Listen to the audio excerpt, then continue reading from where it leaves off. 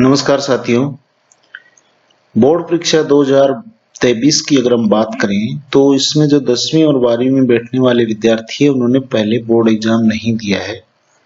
Direct promote batch हैं दोनों ही, क्योंकि 10वीं वालों ने 8वीं का बोर्ड एग्जाम नहीं दिया और 12वीं वालों ने 10वीं का बोर्ड एग्जाम नहीं दिया, इसलिए उन्होंने बोर्ड की कॉपीज भी नहीं देखी है। तो उनके लिए बहुत जरूरी है कि बोर्ड कॉपी में कैसे लिखा जाता है, उनको बोर्ड की कॉपीज भी दिखानी जरूरी है। तो आज हम इस वीडियो में बोर्ड की कॉपीज भी देखेंगे और इसके अलावा उसका जो लिंक है, कहाँ से हम वो कॉपीज डाउनलोड करके बच्चों को दिखाएं, उसके बारे में भी बात करेंगे। और बोर्ड परीक्षा की कॉपीज में लिखते टाइम क्या क्या सावधानी रखनी है उसके बारे में भी हम बात करेंगे। तो सबसे पहली बात है कि रोल नंबर में काट छांट ना हो, ये विद्यार्थियों से बार बार आप अभ्यास करवा लें। प्री बोर्ड का भी आपने आयोजन किया होगा तो उसमें भी रोल नंबर है वो बोर्ड के लिखवाएं तो ज्यादा बेटर रहता है। प्रस्तुतिकरण बेहतरीन हो, इसके लिए आप उनको कॉपीज दिखाएं कि इस तरीके से, जैसे हम यहाँ पे एक कॉपीज देखने का जो तरीका है, राजेजू बोर्ड की साइट खोलेंगे और उसमें जो बेस्ट आंसर मॉडल कॉपीज है, इसमें 18, 19, 20, 22 की कॉपीज डाली हुई है। तो यहाँ से हम किसी भी साल की कॉपी जो देख सकते हैं, जैसे सेकेंडरी और सीनियर सेकेंडरी में जैसे सेकेंडरी, और यहाँ हिंदी की कॉपी देखते हैं तो ये हिंदी की कॉपी यहाँ पे अपने को देखने को मिल रही है। तो इस कॉपी को आप देखिए।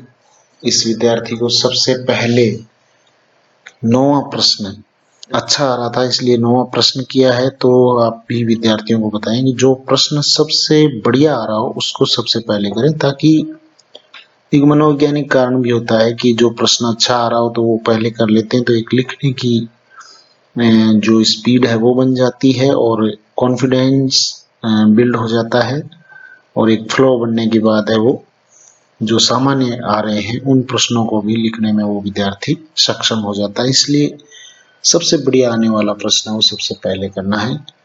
जैसे ये प्रश्न किया है, इसके बाद एक लाइन खाली छोड़ी है, उसके बाद उदाहरण लिखा है, उसके बाद विशेषण के 2 भेद किए हैं। तो ये प्रश्न के 3 पार्ट हो गए, तो इनको इस तरीके से लिखना है।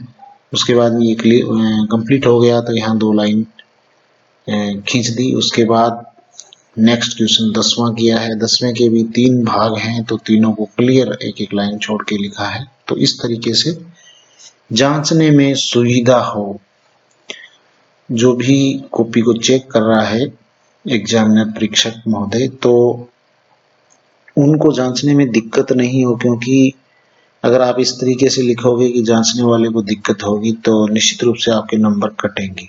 तो क्लियरली जो प्रेजेंटेशन है आपकी कॉपी का वो बहुत अच्छे ढंग से होना चाहिए ताकि आपके नंबर है वो अच्छे आए। तो ये हिंदी की एक कॉपी हम देख रहे हैं। यहाँ पे आप एक इसका निबंध भी देखिए। इस विद्यार्थी ने जो निबंध लिखा है बहुत ही शानदार तरीके से निबंध लिखा है। ये देखिए, प्रत्येक जो स्टेप, इसका प्रत्येक प्रश्न है वो बहुत ही अच्छे ढंग से इसने लिखा है।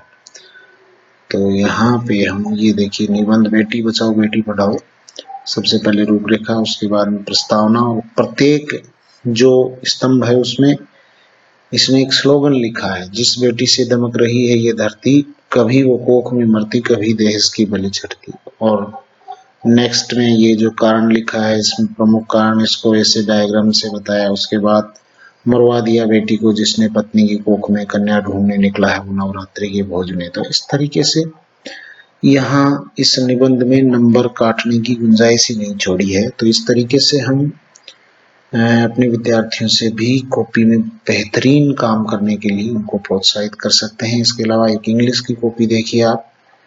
ये इंग्लिश की कॉपी है। इसने सबसे पहले कौन सा प्रश्न किया है, आप फर्स्ट पेज पे आइए।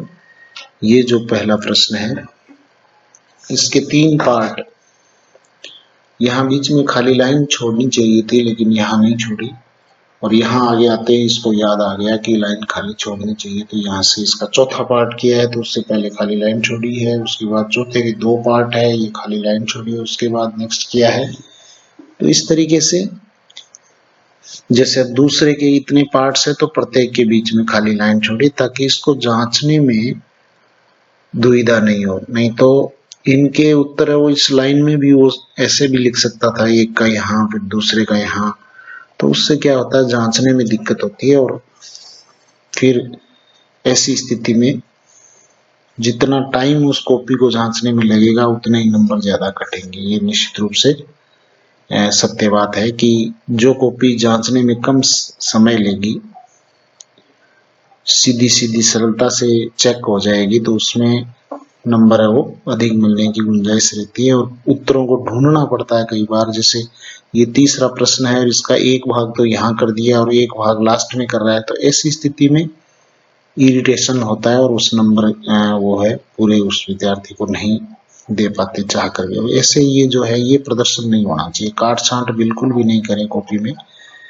तो ये दो तरह की दो कॉपी हमने देखी, हिंदी और इंग्लिश की।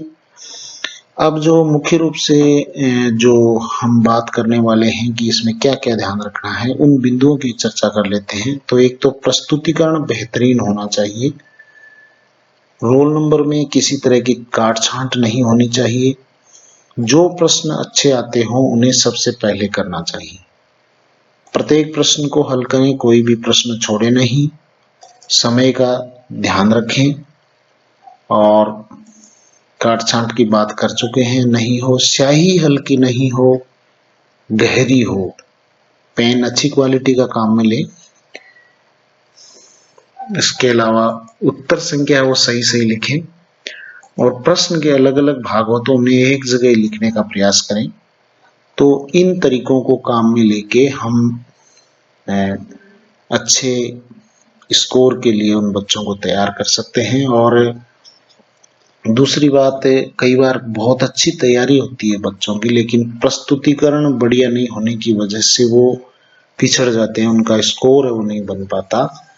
तो अच्छे प्रस्तुतिकरण के लिए और कॉपीज को बेहतरीन बनाने के लिए उनको टिप्स दिए जाने बहुत जरूरी है। तो ये टिप्स उनको सभी साथी बताएं।